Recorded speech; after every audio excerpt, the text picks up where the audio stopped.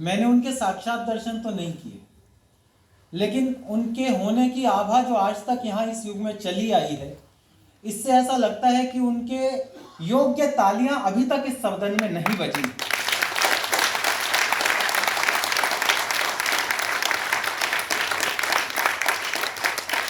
हमने सुना कि उन्होंने बहुत सारे कष्ट सहे और उसके बाद भी वो इतने सारे काम कर गए। मुझे लगा कि वो इतने सारे काम इसलिए कर गए कि उन्होंने कष्टों पर ध्यान नहीं दिया, काम पर ध्यान दिया। खुश नसीब वो नहीं होता है जिसका नसीब अच्छा हो, खुश नसीब वो होता है जो अपने नसीब से खुश हो। व्यास जी अपने नसीब से खुश थे, उन्होंने सबको खुश रखा और खुश रहना सिखाया भी। मैं जब तीसरी कक्षा में पढ़ता था तो एक बाल सभा होती थी स्कूल में, उसमें कविताएं सुनानी होती थी। तो अपने जो पाठ्यक्रम की किताबें होती थी वो कविताएं सबको पता होती थी, सुनाते थे तो सामने से रिस्पॉन्स नहीं आता था।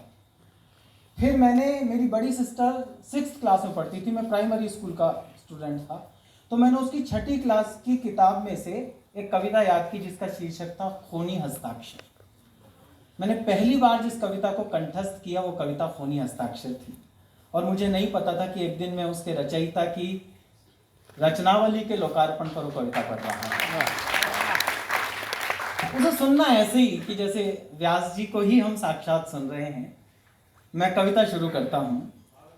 वह खून कहो किस मतलब का जिसमें उबाल का नाम नहीं, वह खून कहो किस मतलब का आ सके देश के काम नहीं, वह खून कहो किस मतलब का जिसमें जीवन न रवानी है, जो परवश होकर बहता है वह खून नहीं है पानी।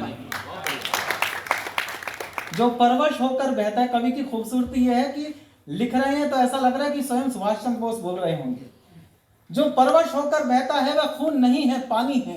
उस दिन लोगों ने सही सही खून की कीमत पहचानी थी, जिस दिन सुभाष ने बर्मा में मांगी उनसे कुर्बानी थी। बोले स्वतंत्रता की खातिर बलिदान तुम्हें करना होगा, तुम बहुत जी चुके हो जग में लेकिन आगे मरना होगा।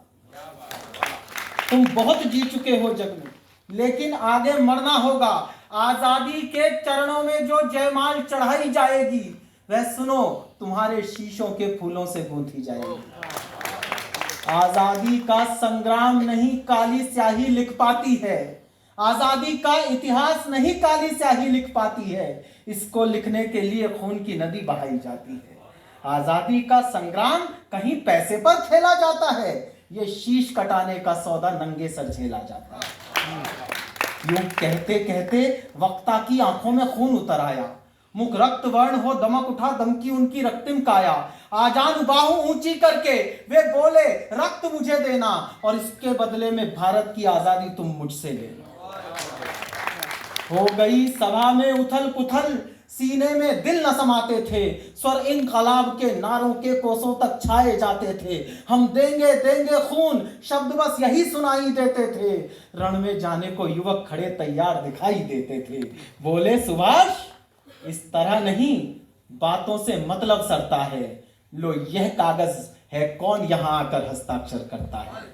इसको भरने वाले जन को सर्वस्व समर्पण करना है, अपना तन मन धन जन जीवन माता को अर्पण करना है।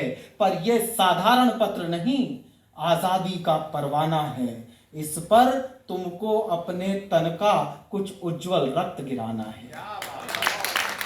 इस पर तुमको अपने तन का कुछ उज्जवल रक्त गिराना है। वह आगे आए जिसके तन में खून भारतीय बहता हो, वह आगे आए जो अपने को हिंदुस्तानी कहता हो, वह आगे आए जो इस पर खूनी हस्ताक्षर देता हो। और आह्वान की इससे कठोर भाषा मैंने नहीं सुनी। वह आगे आए जो इस पर खूनी हस्ताक्षर देता हो, मैं कफन बढ़ाता हूं, आए जो इसको हंस कर लेता हूं। सारी जनता हुंकार उठी, हम आते हैं हम आते हैं, माता के चरणों में ये लो हम अपना रक्त गिराते हैं। साहस से बढ़े युवक उस दिन देखा बढ़ते ही आते थे, और चाकू छुरी कटारों से वे अपना रक्त गिराते थे। फिर उसी रक्त की स्याही में वे अपनी कलम डुबोते थे, आजादी के परवाने पर हस्ताक्षर करते जाते थे। उस दिन तारों ने देखा था हिंदुस्तानी विश्वास नया, जब लिखा था रणवीरों ने खून से अपना इतिहास।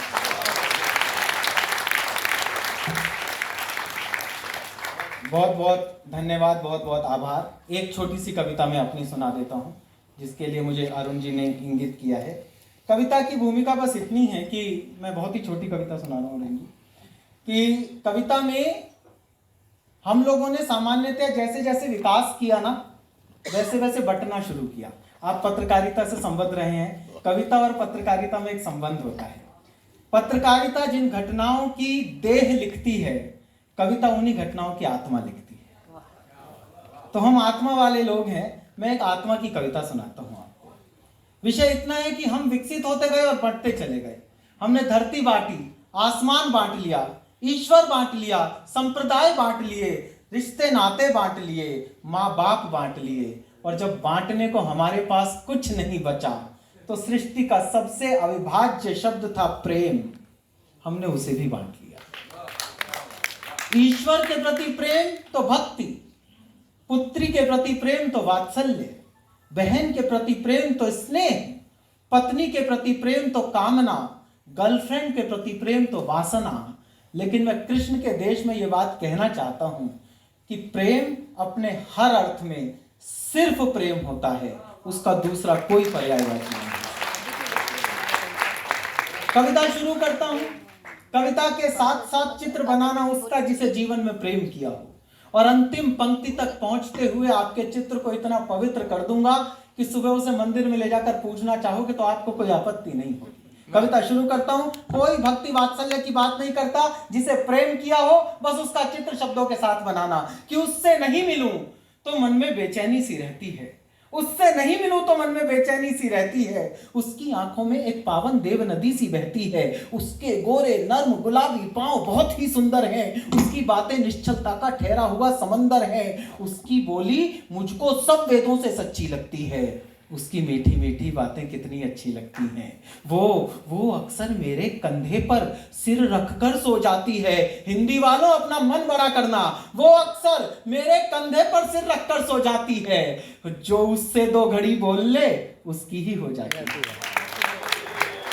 जो उससे दो घड़ी बोल ले उसकी ही हो जाती है। मुझको उसके बालों को सहलाने में सुख मिलता है, उसकी कोमल बाहों में घिर आने में सुख मिलता है। वो मेरी सूनी पलकों पर काजल बनकर लेटी है। पूरा कर रहा हूं आपका चित्र। मुझको उसके बालों को सहलाने में सुख मिलता है, उसकी कोमल बाहों में घिर आने में सुख मिलता है। वो मेरी सूनी पलकों पर काजल बनकर लेटी है।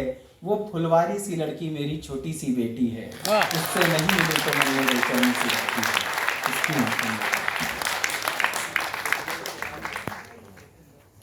बहुत अच्छे चिराग। अशोक चक्रधर जी काव्य पाठ करें उससे पहले मैं खुद ही पढ़ लूं, तो मेरा स्वागत में तालियां बजा दूं।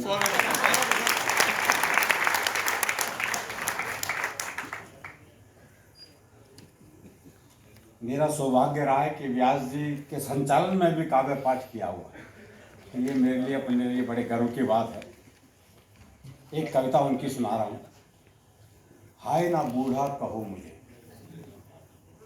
हाय ना बूढ़ा मुझे कहो तुम, शब्द कोश में प्रिय और भी बहुत गालियां मिल जाएंगी। हाय ना बूढ़ा मुझे कहो तुम, शब्द कोश में प्रिय और भी बहुत गालियां मिल जाएंगी। जो चाहे सो कहो मगर तुम, मरी उम्र की डोर गहो तुम। हाय ना बूढ़ा मुझे कहो तुम। क्या कहती हो दांत झड़ गए, अच्छा है वेदांत आएगा। क्या कहती हो दांत झड़ गए, अच्छा है वेदांत आएगा। दांत बनाने वालों का भी अरे कुछ भला हो जाएगा। बालों पर आ रही सफेदी टोको मत, इसको आने दो। मेरे सिर की इस कालिक को सुबह स्वयं ही मिट जाने दो। जब तक पूरी तरह चांदनी नहीं चांद पर लहराएगी, तब तक तन के ताजमहल पर गोरी नहीं ललच पाएगी। झुकी कमर की ओर न देखो, विनय बढ़ रही है जीवन में।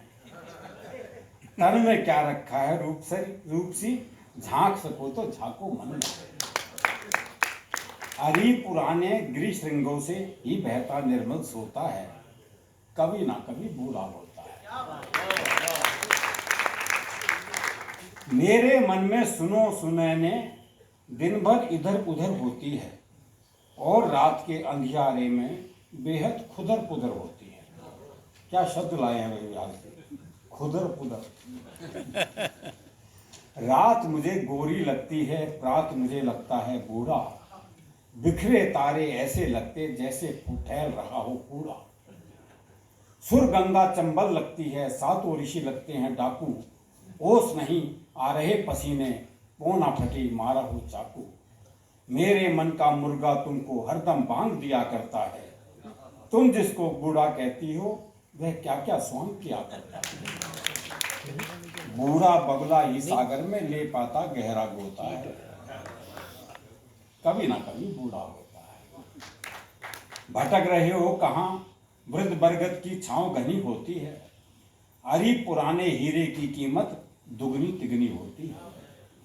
बात पुरानी है कि पुराने चावल फाग हुआ करते हैं और पुराने पान बड़े ही लज्जतदार हुआ करते हैं। फर्म पुरानी से डीलिंग करना सदैव चोखा होता है, नई कंपनी से तो नवले अक्सर ही धोखा होता है। कौन दाव कितना गहरा है, नया खिलाड़ी कैसे जाने, हरी पुराने हथकंडों को नया बांगरू क्या पहचाने। किए कराए पर नो सिखिया, फेर दिया करता होता है, कभी ना कभी बूढ़ा होता है। वर्ष हजारों हुए राम के, अब तक शिव नहीं आई है। कृष्णचंद्र की किसी मूर्ति में तुमने मुझे कहीं पाई है। वर्ष 74 के होकर भी नेहरू कल तक तने हुए थे, 60 साल के लाल बहादुर देखो गुटका बने हुए थे। अपने दादा कृपलानी को कोई बूढ़ा कह सकता है, बूढ़े चरण सिंह की चोटें कोई योद्धा सह सकता है। मैं तो इन सबसे छोटा हूँ, क्यों मुझको बूढ़ा बतलाती। अरे तुम करती परिहास मगर मेरी छाती तो बैठी जाती। मित्रों घटना सही नहीं है, ये किस्सा मैना तोता है, कभी ना कभी बूढ़ा होता है। वाकई में कभी कभी बूढ़ा नहीं होता, और हरियाणा का हो तो महसूस भी नहीं करता। सही बात है। हाँ, वो एक 80 साल का बूढ़ा बस में चढ़ा था, 75 साल की बुढ़िया बोली ताऊ किस जागा। तो बूढ़े का तो काटो खून लीजिए, तो 75 साल की बुढ़िया ताऊ कह दे, इससे तो अपमान हो नहीं सकता उसका। लेकिन उसकी मस्ती फिर भी कायम रहती है। बुढ़िया बोली ताऊ किस जागा, तो बूढ़ा बोला बेटे तेरी खातिर छोरा देखने जा रहा हूं।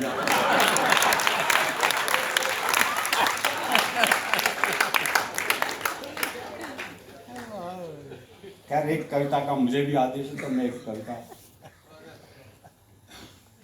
ये मैंने कल्पना की, मैंने दरअसल कहा ये समाज में ये प्रचलन चला आ रहा है कि आदमी जन्म से अपराधी नहीं होता, परिस्थितियां उसे अपराधी बना देती है।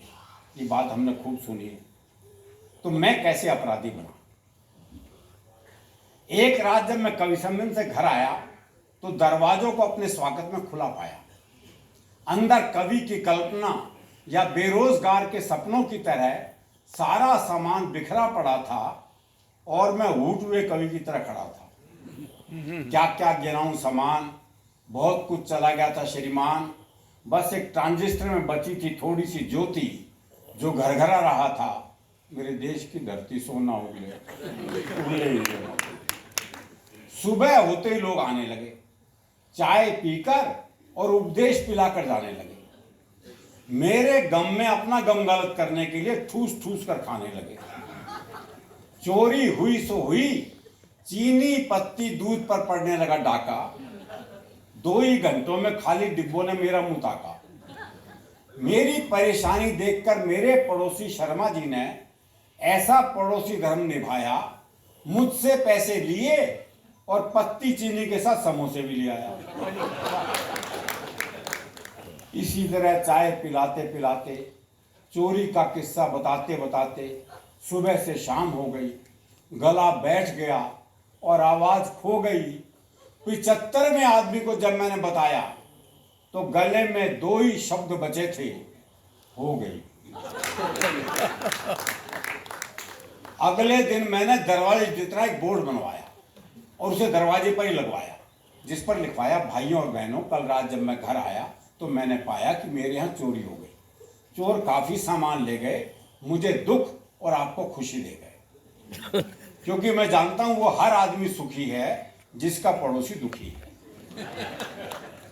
कृपया अपनी खुशी मेरे साथ शेयर ना करें, अंदर आकर चाय मांगकर शर्मिंदा ना करें। आपका आदर्शनाभिलाषी। लेकिन उस बोर्ड को पढ़कर एक सज्जन अंदर आया। मैंने अपना गला सहलाते उसे बोर्ड दिखाया। वो बोला, भाई साहब बोर्ड मत दिखाओ, हुई कैसे ये बताओ। एक पत्रकार मित्र ने तो पूरी कर दी बर्बादी। अगले दिन ये खबर अखबार में छपवा दी।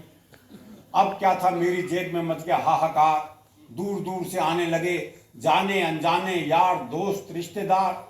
एक दूर के रिश्ते की मौसी बोली, बेटा आज तो मेरा व्रत है, आज तो बस मैं फल और मेवे ही खाऊंगी, और जब तक चोर पकड़ा नहीं जाएगा तुझे अकेले छोड़कर नहीं जाऊंगा। एक दोपहर जब मैं खाना खा रहा था तो एक सज्जन अंदर आए और मेरी थाली अपनी तरफ सरकाई और मेरी तरफ सवालिया निगाह उठाई। कितना नुकसान हो गया, क्यों रो रहा है? मैंने कोर उसके मुंह में जाते हुए देखा और कहा, क्या बताऊं, नुकसान तो अब तक हो रहा है। 10 दिन बाद मैंने हिसाब लगाया, चोरी तो 10,000 की हुई थी, पर उसका हाल बताने में 20,000 का खर्चा आया। मैंने सोचा बचे कुचे पैसे भी ठिकाने लग गए तो कहां जाऊंगा, ऐसे ही चलता रहता मैं तो मारा जाऊंगा। अगले 2 दिन में और इसी तरह से जिया, पर तीसरे ही दिन मैंने खतरनाक और ऐतिहासिक फैसला किया। अपने भीतर फौलादी इच्छा शक्ति भर ली और उसी रात पड़ोसी शर्मा जी के यहाँ चोरी कर ली। अगले दिन मैंने सुबह का नाश्ता शर्मा जी के यहाँ जमाया, अपने आने वाली भीड़ को उनका डाइवर्ट करवाया, पत्रकार मित्र से कहकर अखबार में छपवाया और अपने दूर के रिश्ते की मौसी को उसके दूर के रिश्ते की बुआ बनवाया। अब जब जब भी उसके घर की घंटी बजती, मेरे भीतर के जानवर को बहुत खुशी मिलती। मैं मन ही मन कहता, अबे शर्मा राम भरोसे, ले और खा समोसे। अब शर्मा जी की तबीयत बुझ गई, मेरी खिल गई।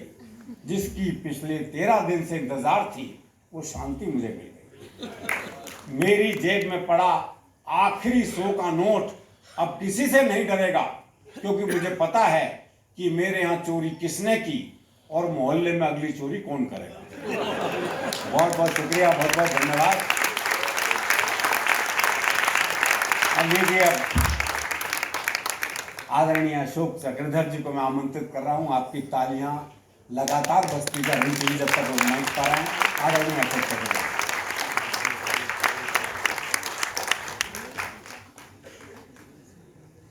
पहले जैसा कि पूर्व निर्धारित है, व्यास जी की कविता सुनाऊंगा, तो मैं अशोक चक्रधर नहीं हूँ, मैं गोपाल प्रसाद व्यास हूँ।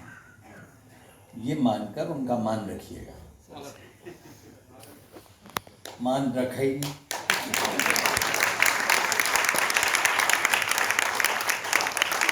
मैं उनकी ब्रजभाषा की एक कविता सुनाता हूँ, क्योंकि तो हरियाणवी लिखी नहीं उन्होंने, अन्यथा ये हरियाणवी वाली सुना देता। व्यास जी की ये कविता, मैंने बताया था कि रबड़ी मालपुआ प्रसंग, जनपद की दुकान वगैरह वगैरह, करलोलिनी के का जिक्र किया था। रहबे कु घर को मकान होए अट्टादार। राधे राधे।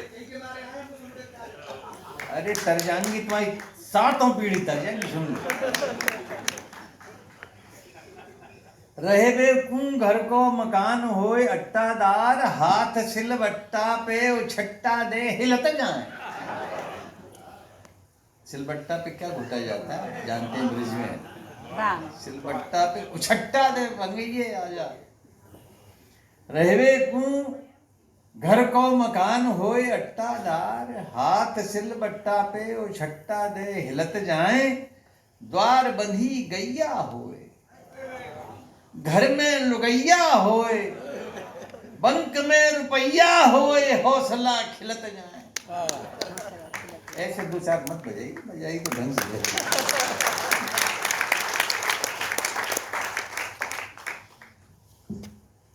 व्यास कवि कहें चार भैयन में मान होए, व्यास कवि कहें चार भैयन में मान होए, देहु में जान होए, दंडहु पिलत जाए। रोज नाम चामे रोज रोज ओज आतो रहे, ऐसी करो योजना की भोजना मिलत जाए। भोजन में भात होए, घी सौ मुलाकात होए, भोजन में भात होए, घी सौ मुलाकात होए, दही बीरो बूरो साथ होए। भोजन में भात होए, घी सौ मुलाकात होए, दही बूरो साथ होए, दार अरहर की होए। अरहर में पॉज लेके बोलते थे, दार अरहर की हरो कछु साग होए, चटनी की लाग होए, फूले फूले फुलका परोसे जाए घर की, परोसे जाए घर की। व्यास कवि कहें रबड़ी जो मिल जाए कहूं, फिर हमें चाहना न विधि की हरिहर की। योजना बनाओ तो बनाओ जामे, खीर घुटे पूरी खाए कौन, बात मालपुआ तरकी।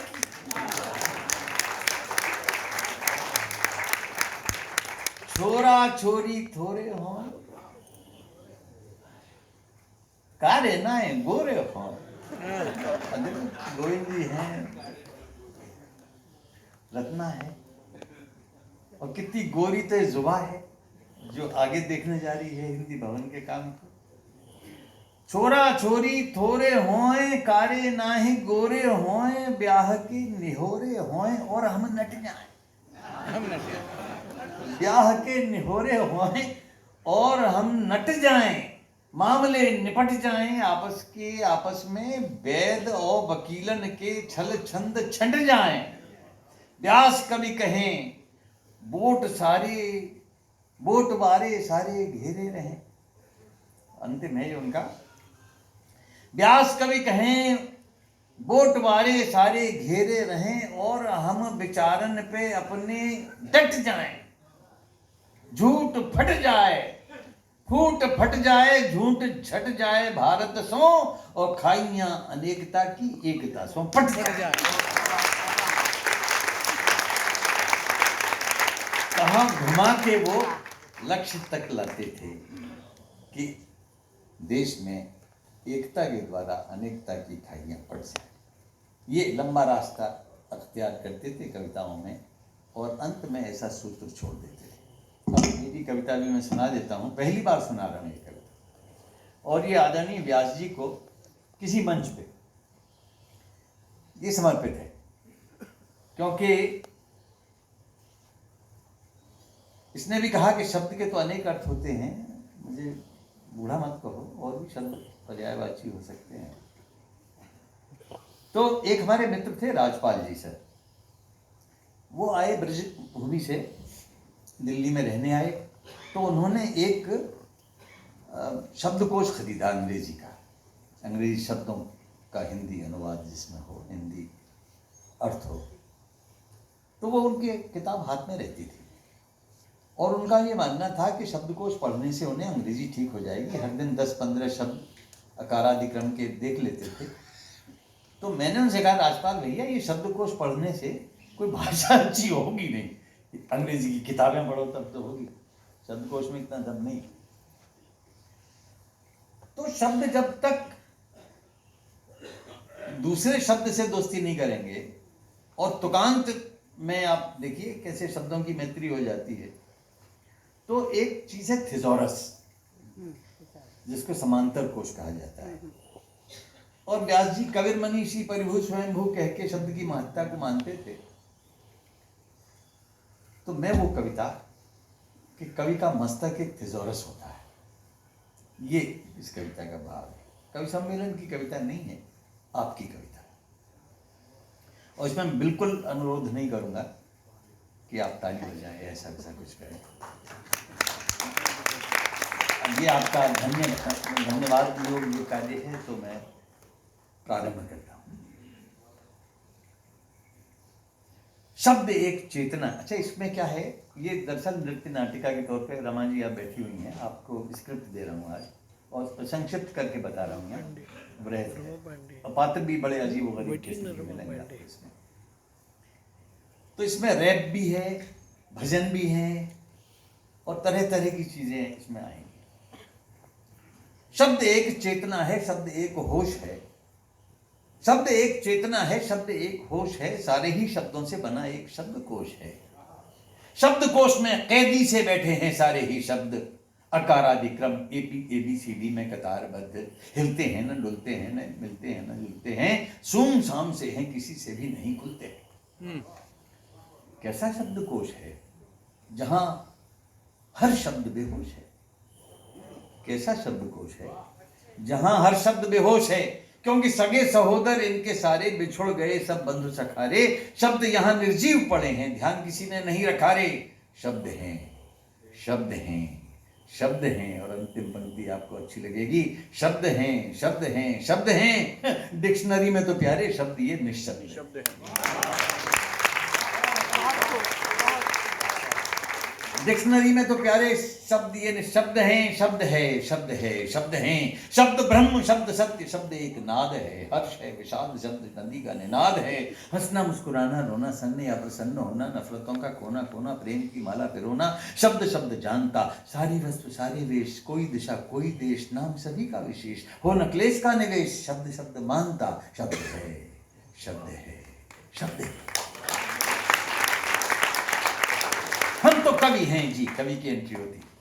हम तो कवि हैं जी, अपने अंदर तो नौ के नौ रस हैं, जो भी चाहो जी शब्द चुन लो तो खोपड़ी में तिजोरस हैं। दिल दिमाग की सारी बातें मन की आंखों से पढ़ लेते, दृष्टा सृष्टा कबीर मनीषी फौरन नए शब्द गढ़ लेते। एक और करेक्टर आता, चला ढूंढने नया शब्द अपने कुनबे के बाशिंदों को, मरणासन्नों को, जिंदों को, उस कुनबे के कारिंदों को। अर्थ पारखी कबीर मनीषी लगा निरंतर शब्दों के घर बना रहा है। रूठे टूटे शब्दों को भी घर आ जाओ मना रहा है। शब्दों के भावात्मक सहचर कहाँ छिपे हैं कवि ने खोजा, भावों की चुंबक ने खींचा, आजा मिलकर मेरा हो जा। एक शब्द के मन में कितने अर्थ समाये, उनको ढूंढा। किन शब्दों ने कहां कहां परिवार बसाए, उनको ढूंढा। यौवन का सावन से नाता, सावन से झूलों का नाता, झूले से फिर झोटा आया, चुनरी आई, गोटा आया, चंपा के संग जूही चमेली गेंदा और मालती आई, ममता नजर निठोना बचपन पलना पुत्र पालती आई। नई कल्पना ने फिर अंदर ली अंगड़ाई, बिंब बनाई, उन बिंबों के भावों की ध्वनियों से कुछ प्रतिबिंब बनाए। फिर एक अघोरी आता है, कवि उद्भट है, कवि उद्भट है, कवि है कर्मठ, उसका मस्तक शब्दों का मठ, जोड़ रहा है शब्दों से शब्दों का नाता, उसके अंदर कंप्यूटर में सारा डेटा बढ़ता जाता बढ़ता जाता बढ़ता जाता। फिर संत मंडली ले आएंगे आप, शब्द के भैया कवि ने भैया शब्द शब्द को बांधा, कवि ने शब्द शब्द को बांधा। अनुसंधानी है लासानी, ज्ञानी अगम अगाधा अगाधा, नहीं पड़े शब्दों का टोटा हो न सृजन में बाधा, पूर्ण संतोष संतोष प्राप्त हो नहीं अधूरा आधा आधा। नहीं पड़े शब्दों का टोटा हो न सृजन में बाधा, पूर्ण तोष संतोष प्राप्त हो नहीं अधूरा आधा। कवि ने शब्द शब्द को बांधा, कवि ने शब्द शब्द को बांधा। एक पाठक कहता है, दिवस न देखा रात न देखी, नया शब्द कुल कोश बनाया। मैंने नया शब्द दिया है थिजोरस के लिए। दिवस न देखा रात न देखी, नया शब्द कुल कोश बनाया, शब्दों के संग करी तपस्या, दिया हमें अपना सरमाया। शब्दों की बेजोड़ संपदा जोड़ जोड़ कर रख दी प्यारे, कविता बनकर शब्द बनेंगे मानवता के सदा सहारे। झरना आंखों से बहता है, कवि कहता है इन्हें पहुंच ले। कवि कहता है ने पहुंच ले मेरे शब्द ये अल्फाज देख ले सारा समाज डूबते को सहारे की नौका है रे।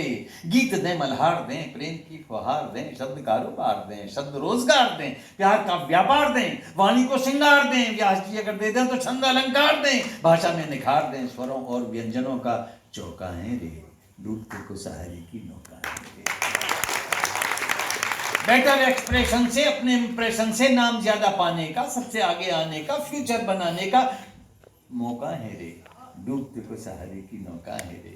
शब्द मन चाहे मिले अर्थों को चौराहे मिले शब्द मन चाहे मिले अर्थों के चौराहे मिले जिंदगी का धागा धागा बुनने को जुलाहे मिले कॉन्फिडेंस हाई का जल्दी से सुनवाई का बात में गहराई का दिल में सच्चाई का प्यारी पुरवाई का झोंका है रे डूबते को सहारे की नौका है रे। शब्दों की गैलेक्सी से अब भरा आसमान है शब्दों की गैलेक्सी से अब भरा आसमान है चुन ले ये सितारे प्यारे काहे परेशान है मेरे शब्द ये अल्फाज देख ले सारा समाज डूबते को सहारे की नौका है रे। कभी फिर भागता हुआ था रुकूंगा नहीं मैं इधर थकूंगा नहीं मैं ब्रदर शब्दों का ये घोंसला मेरे अंदर हौसला शब्दकोश शब्दों से फुल है मगर मेरा शब्दकुल कोश अतुल है खोपड़ी का थिजोरस ये वंडरफुल है। अघोरी कहता है अरे ये वंडरफुल नहीं वंडरफुल है भाई। लो शब्दों की आंधी आई लो शब्दों की आंधी आई इन शब्दों से हैप्पी हैप्पी हिंदी है रे दुनिया के माथे की स्वर्णिम बिंदी है रे एक समर्पण पूर्ण साधना है कविताई ये मत भूलो शब्द शब्द की सीढ़ी चढ़कर छू लो आसमान को छू लो। अघोरी कहता है छू लो आसमान को छू लो। अब यहाँ कविता पे अंत में मैं क्या कहना चाहता हूँ और कवि क्या कहता है व्यास जी क्या कहते हैं बैगिंग के बैग से या बोरो करी बोरी से बैगिंग के बैग से या बोरो करी बोरी से दूसरों के चिंतन के चारे की चोरी से नहीं कभी नहीं कल्पना स्वयंवरा से भावना की कंदरा में ज्ञान की वसुंधरा से काव्य की परंपरा में झूलो झूलो आसमान झूलो आसमान झूलो शब्दों की उड़ान देख के सभी स्तब्ध हैं। थैंक यू कविराज आज हम तुम्हारे शब्द हैं। थैंक यू कविराज आज हम तुम्हारे शब्द हैं तुम भी कवि अरे हम भी कवि ये भी कवि वो भी कवि जो नहीं था सो भी कवि और मैं तो कवि हूं ही। अंतिम पंक्ति है मैं तो कवि हूं ही श्रोता तू भी तो एक कवि है रे।